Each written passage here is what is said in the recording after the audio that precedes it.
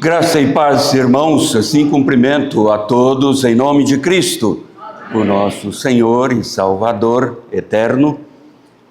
Sou grato a Deus pelo chamado e ser por Deus mesmo designado para entregar o seu recado aos corações nesta noite. Sou grato ao pastor Pedro por ter estendido a nós o convite. Já ouvimos, ele está atendendo a congregação desta igreja. Sou grato ao conselho por confiar a nós o púlpito desta igreja também nesta noite. E tenho observado que neste mês de maio a igreja está refletindo um pouco sobre a família à luz da Bíblia. Está estudando. Pastor Pedro está sempre falando que é preciso lutar pela família. E eu estou ouvindo. Disse para ele, eu vou continuar falando então um pouco sobre a família e para a nossa edificação espiritual nesta noite, quero ler então, irmãos, o Salmo de número 127 e extrair lições deste Salmo para o nosso fortalecimento em família.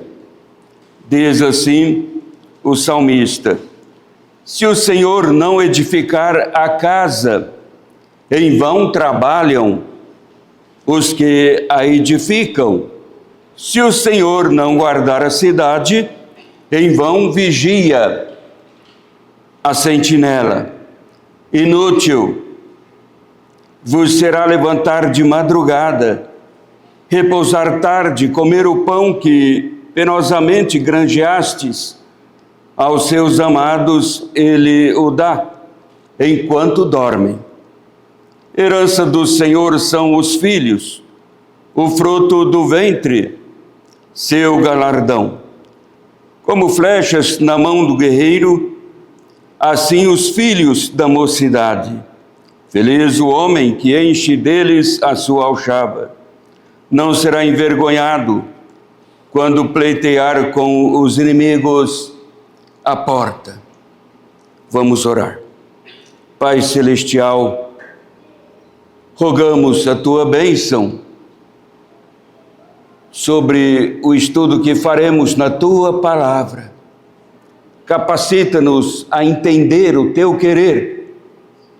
Faz, ó Deus, com que possamos, com a mente aberta, sob a iluminação, a operosidade do teu Santo Espírito, possamos perceber bem a tua vontade para conosco e transportar da mente para os nossos corações o teu ensino, a fim de obedecermos a tua palavra.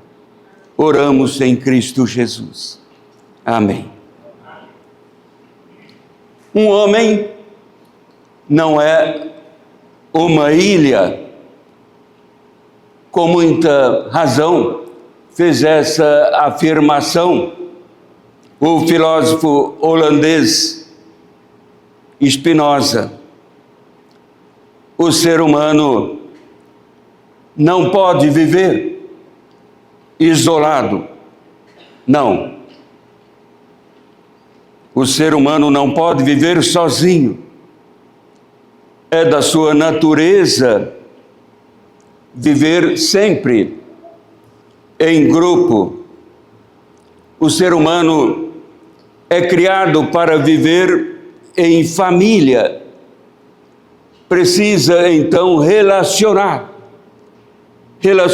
com o outro, seu igual. Porque Adão, ao ser criado, relacionava com Deus. Mas Deus disse, ele precisa relacionar com um igual a ele. O ser humano tem na sua natureza a necessidade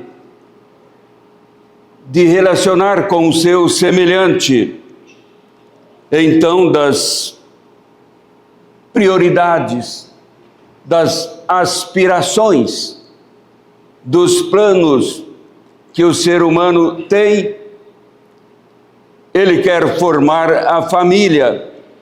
O jovem começa a trabalhar, laborar, esforçar um pouco mais trabalhando a si próprio, estudando, alcançando uma profissão, quem sabe, porque entende que precisa atender uma família que ele tem de formar.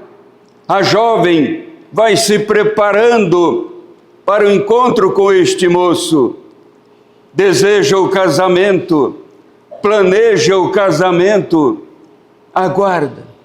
A sua natureza vai motivando, vai determinando um tipo de relacionamento para a formação da família.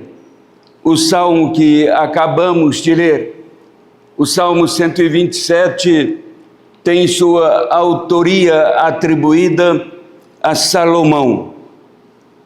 E Salomão, ele vai mostrando que a família, de fato, se torna um objeto do amor de Deus. Então, ele canta a dependência que a família tem de Deus. E neste seu cântico, o Salmo 127, ele vai mostrando essa dependência que a família tem de Deus e, ao mesmo tempo, registrando o amor que Deus vai revelando à família. Deus manifesta o seu amor à família, primeiramente, como Salomão está colocando aqui, Deus manifesta o seu amor à família, propiciando segurança. É isto que Salomão está dizendo. E é certo que, então, irmãos, na lista de prioridade dos pais em nossos dias, aliás, em todos os tempos, tem sido assim, porque vivemos no mundo de violências, e hoje não é diferente. E na lista, então, de prioridade dos pais, está com toda certeza a segurança da família. Vai construir uma casa, então precisa cercar, colocar cercas elétricas, hoje câmeras, quem sabe, toda forma, toda medida de segurança. Salomão fala sobre a segurança da família, mas para ilustrar, ele está aqui utilizando a segurança da cidade. É que nos dias de Salomão, para construir uma cidade, era necessário um bom planejamento. Já naquela época, aliás, naquela época, mais do que hoje, porque hoje as cidades surgem com um agrupamento de famílias por um trabalho, alguma situação, de forma um tanto circunstancial. Nos dias de Salomão, para a formação de uma cidade, era necessário um bom planejamento. Algumas coisas eram então essenciais. Era construído logo o muro ou as muralhas da cidade. Era uma medida de segurança. Instalado o governo, construía-se então uma torre no lugar mais alto, quem sabe sobre o muro mesmo, e designava para ficar ali um vigia. Este vigia tinha que ser uma pessoa qualificada, não podia ser alguém com indícios de negligência, mas uma pessoa com características claras de responsabilidade. Era o atalaia, como encontramos esta palavra por vezes no Antigo Testamento, vigia, o atalaia, aquele que tinha então a função de vigiar a cidade, mas olhando para fora da cidade. E então, diante do perigo iminente, a aproximação dos saqueadores, A aproximação do inimigo, o exército inimigo, cabia a ele acionar o alarme, tocar a buzina, avisar a cidade para não ser tomada de surpresa e se preparar em sua própria defesa. Era assim uma medida de segurança. Salomão então olha para a cidade, que ele entendia muito bem desse sistema, e ao ser então usado pelo Espírito Santo de Deus, colocando tais ideias de segurança para a família neste salmo, ele utiliza a segurança da cidade e transporta para a esfera espiritual. Ele faz assim para falar sobre a construção da família. Está no verso 1, ele diz: se o Senhor não edificar a casa, casa aqui pode ser lar, pode ser família, habitação ou os que habitam na casa. E se o Senhor não edificar a casa, diz ele, em vão trabalham os que a edificam. Depois diz: se o Senhor não guardar a cidade, em vão vigia a sentinela. A segunda parte do mesmo versículo, como temos aqui, pode observar na sua Bíblia, se ela é da tradução de Almeida. A primeira parte é ilustrada pela segunda parte. A primeira parte deste versículo está falando do lar, da família, e de repente Salomão passa a falar da cidade, mas ele não está pensando propriamente na cidade. O objetivo continua sendo a família neste salmo, portanto não é a cidade, mas a família. E ele diz: se Deus não edificar, não criar, não construir, é inútil o esforço humano. Se Deus não guardar, é como se dissesse assim: da mesma forma como estruturamos toda medida de segurança para a cidade, mas a nossa confiança está em Deus, a nossa segurança está em Deus. Ele vai usar o nosso esforço, Ele vai usar essa medida de segurança, Ele abençoa a cidade. Esta é a visão do Salomão, e eu creio que Salomão, nesta ocasião, estava vivendo em Jerusalém, construída por Davi, seu pai, quem foi sucessor. E lá tinham os muros, toda segurança. É certo que mais tarde o seu filho Roboão não se importou tanto com Deus como Davi, seu avô. E ele seguiu o final da vida de Salomão, seu pai. Ele deu continuidade em questão da fé, a vida espiritual, e mergulhou Judá, Jerusalém, numa idolatria.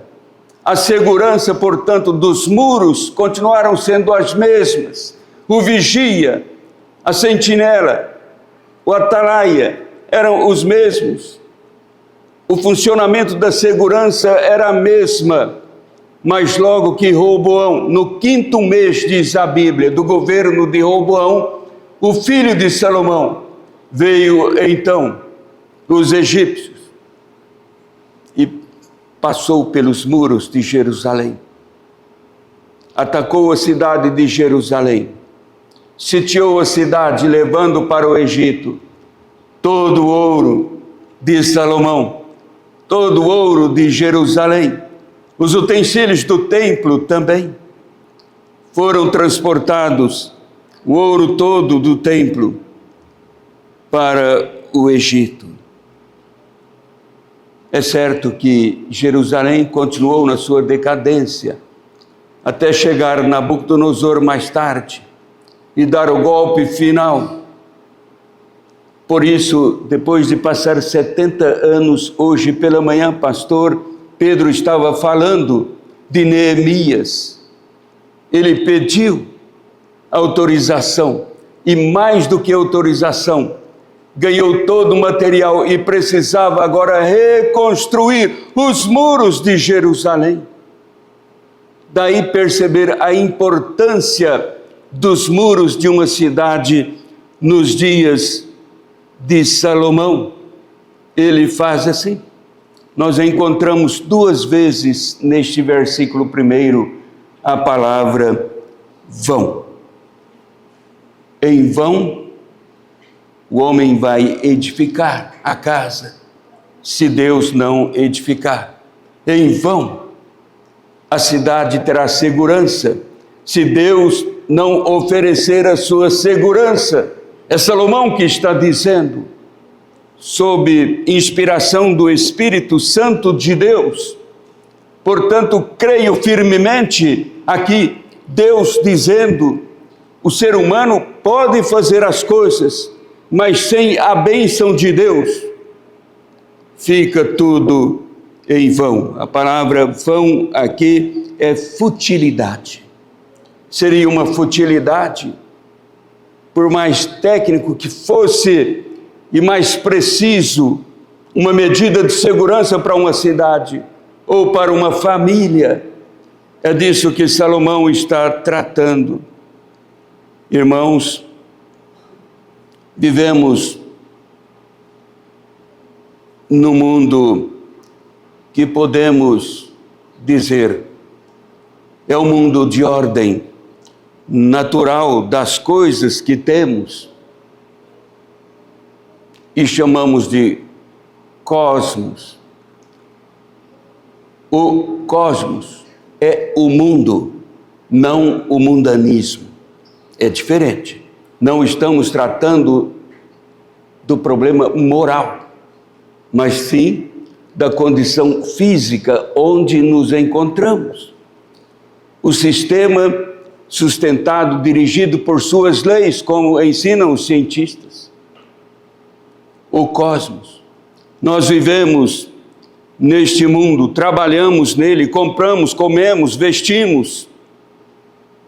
Temos uma vida comum no cosmos, neste mundo físico, uma vida em nosso cotidiano, tudo tão comum, é natural, mas curioso, parece que estamos sempre esperando algo dramático, mesmo vivendo neste mundo, na ordem das coisas, no cosmos, sobre o qual orando Jesus por seus discípulos, por sua igreja, e dizendo, não peço que os tires do mundo, e sim que os guardes do mal. Foi isso que Jesus falou, essa é a diferença. O mundo que jaz no maligno, e o mundo no qual vivemos, em nossa dependência de Deus. E nós vivemos neste mundo natural, mas estamos sempre como que esperando um acontecimento sobrenatural. Oh, se não for um milagre de Deus, então eu não posso acreditar no seu poder de oferecer segurança para a família no mundo cercado de violências. Esperamos sempre do sobrenatural, o seu acontecimento, algo dramático, um espetáculo, algo que chama atenção, e falamos isto é milagre, é Deus, então nós podemos agora crer no poder de Deus. Não, nós podemos crer no poder de Deus, porque Ele se revela a nós, em Sua palavra, como Deus poderoso que é. Isto é agradável, irmãos. Então, a família, sob o poder de Deus, permanecerá segura, porque é objeto do imensurável amor de Deus. Este amor de Deus é revelado também em sua providência para com a família.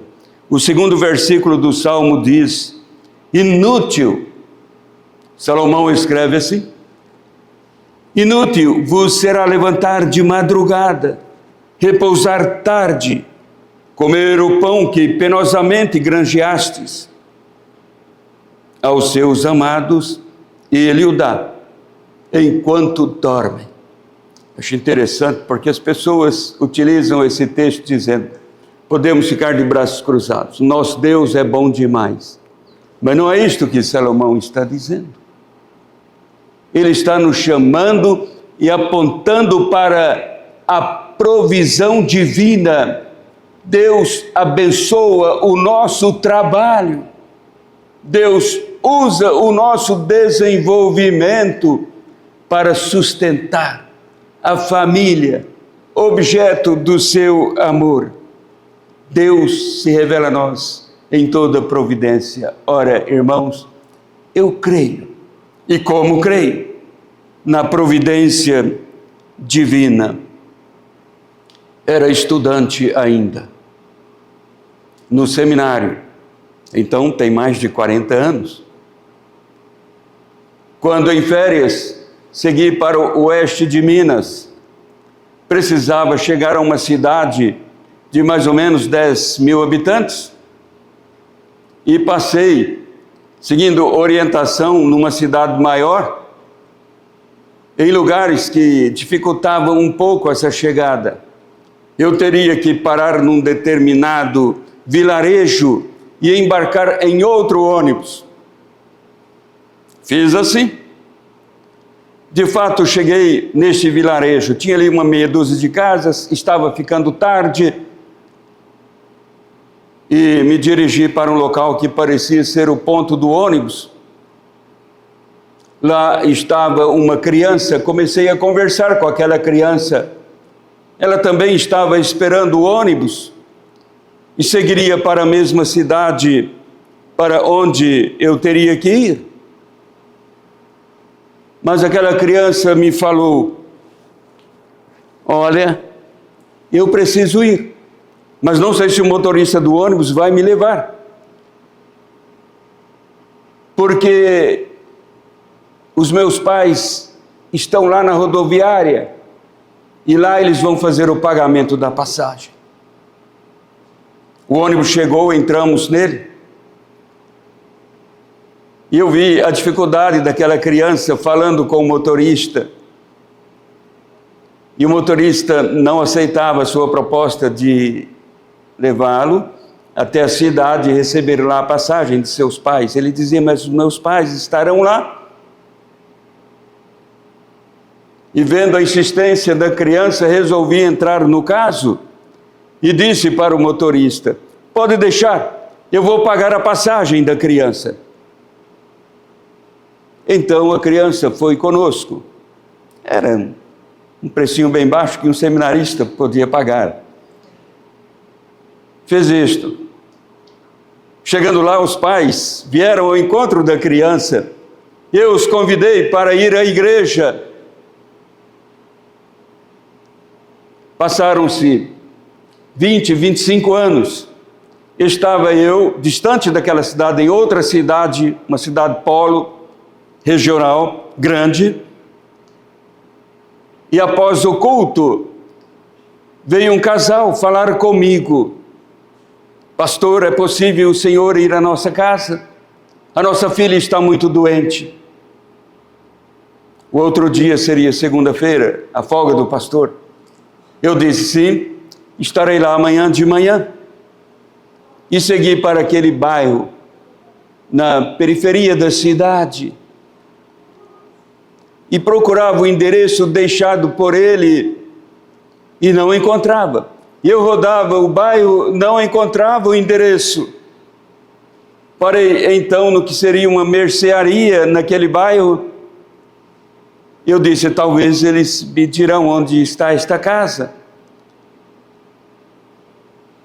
Mas o homem disse: eu não conheço esta rua, não sei. E logo veio um homem, um jovem, numa bicicleta, com uma cesta e pães. Então ele disse: está vindo ali o padeiro, ele sabe, ele conhece tudo aqui. Ele chamou o jovem que veio à nossa direção e disse: você conhece esta rua? Mas o jovem não respondeu nada para ele, ficou me olhando. E ele insistiu: você não conhece este endereço? O jovem não respondia nada, ficava me olhando.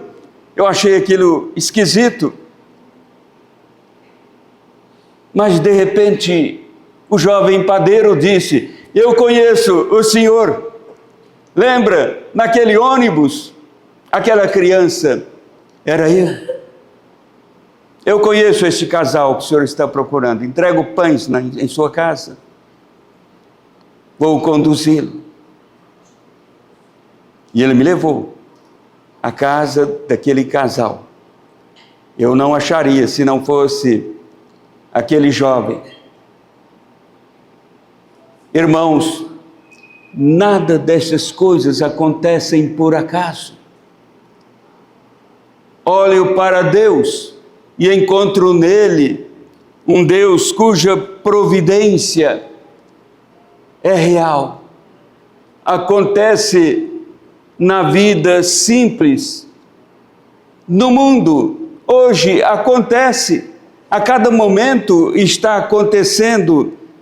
Deus agindo providencialmente faz isto em função do bem da família que Ele ama e quer. Quando nós lemos no livro de Gênesis, o primeiro capítulo, vamos descobrindo a família não é fruto da criatividade humana. Não é que o homem das cavernas resolveu ali um certo momento falar: olha, está aumentando o número de pessoas, poderíamos então desdobrarmos em grupos e dar o nome nisto de família. Não é com o propósito de organizar a sociedade que veio a família. A família foi instituída por Deus. Deus fez existir a família e fez a família existir a partir do poder da sua palavra. Nós lemos então na Gênesis das coisas, o livro de Gênesis, o primeiro capítulo, a criação.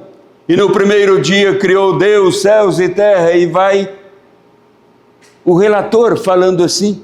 E a cada dia, no final do seu relato, ele diz no primeiro capítulo: e viu Deus que isto era bom. E o segundo dia, Deus criou e viu que isto era bom. O terceiro, quarto, o sexto dia, viu que era bom. Mas chegamos no segundo capítulo, logo no início, Deus viu que não era bom. Quando olhou para o Adão, encontrou ali em solidão, sozinho. Ele disse: não é bom que o homem esteja só.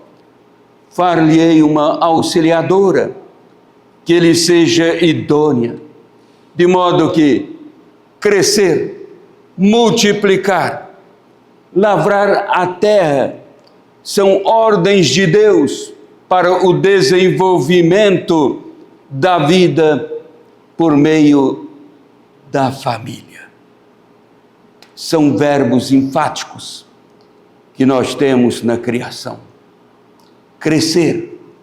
A família existe para o crescimento dos seus membros. É função da família. Os membros precisam crescer. Os pais precisam continuar crescendo. Os filhos precisam crescer. Crescer fisicamente, intelectualmente, emocionalmente. Os filhos todos precisam crescer, multiplicar, encontrar recursos para continuar atendendo à formação da família.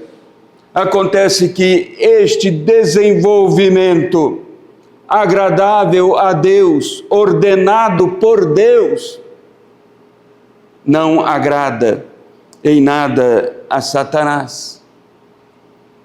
De maneira que Satanás não quer esse desenvolvimento. Por isso, desde o início, a família é atacada por Satanás. Na queda, Satanás tinha o objetivo de quebrar a comunhão do Adão e Eva com Deus. Por isso, em ocorrendo a queda, o pecado, Adão foi logo se esconder. Procurado por Deus, onde estás, Adão? Deus faz perguntas também ao ser humano, querendo arrancar de Adão uma confissão para restabelecer a comunhão. Onde estás, Adão?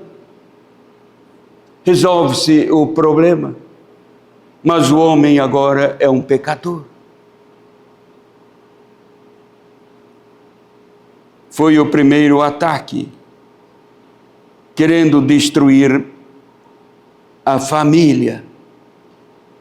E Adão disse: eu me escondi. Em segundo lugar, podemos ver na própria Bíblia, o homicídio aconteceu exatamente na família. Era o Abel, que fazia parte da linhagem de onde viria o Messias Salvador. Nas suas instigações, Satanás provocou o homicídio para destruir aquela família.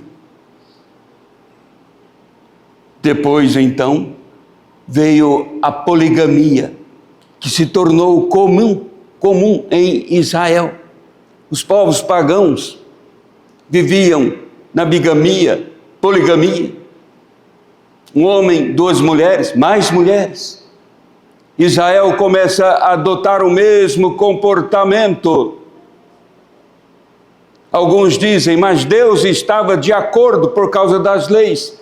As leis de Deus, neste caso, como as achamos no Antigo Testamento, era para proteger o primogênito, o legítimo, o seu direito, não para promover a bigamia, a poligamia de forma alguma.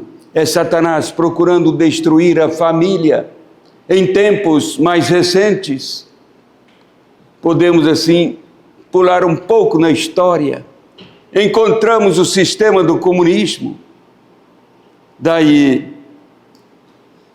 então, ver os comunistas, União Soviética, querendo ser a família, o próprio Estado assumindo o caráter da família,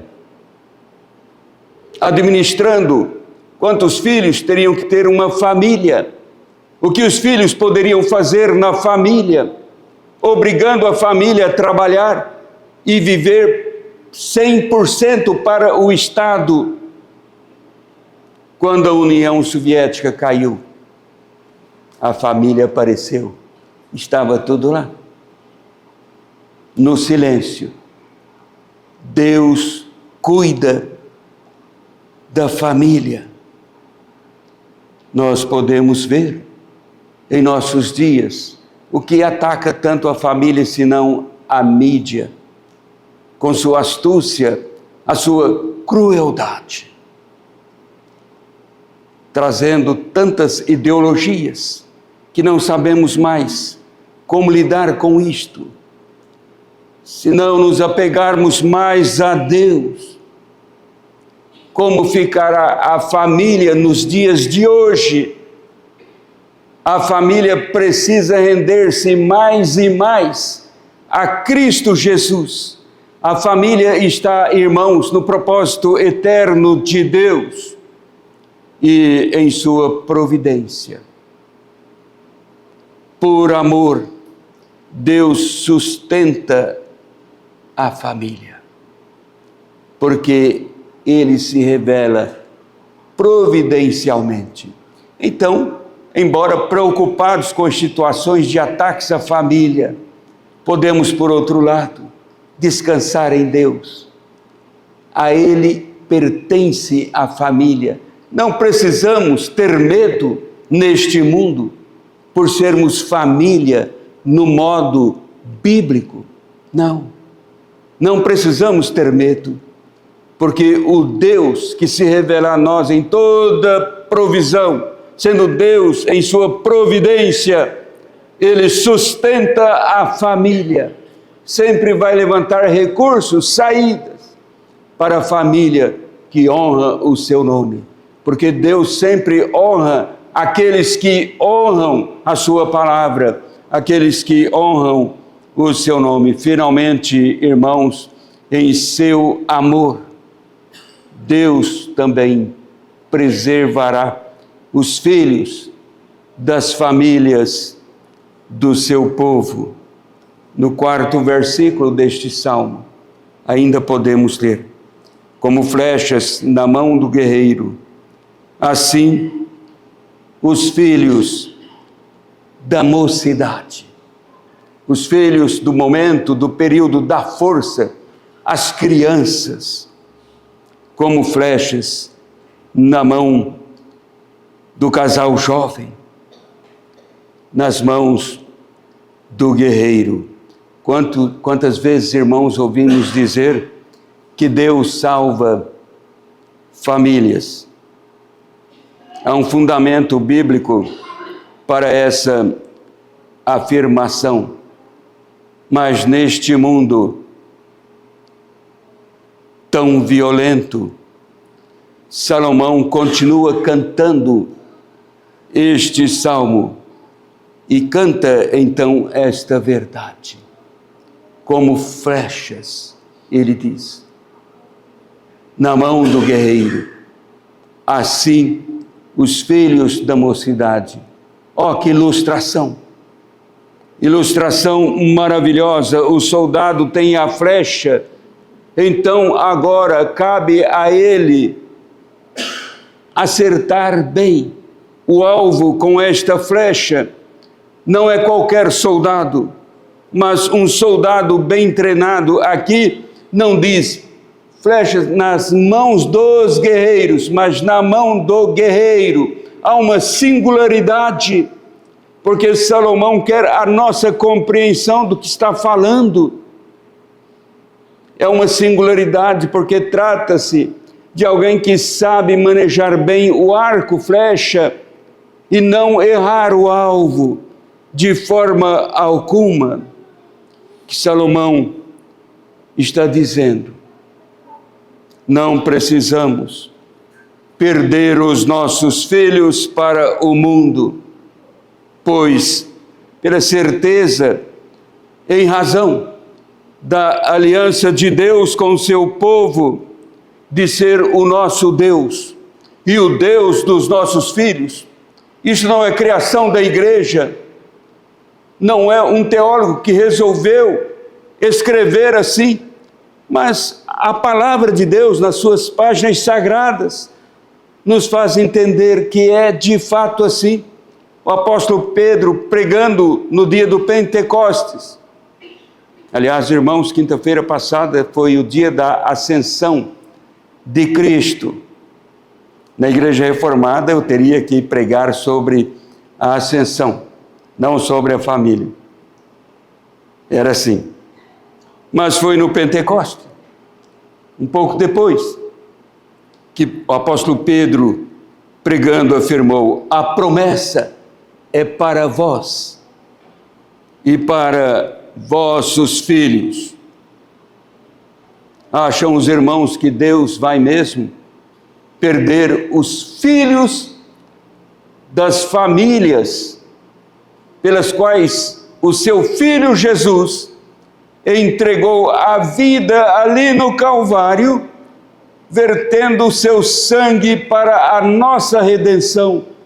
E Deus vai deixar escapar de suas mãos os filhos das famílias que confessam esse nome Jesus? Não.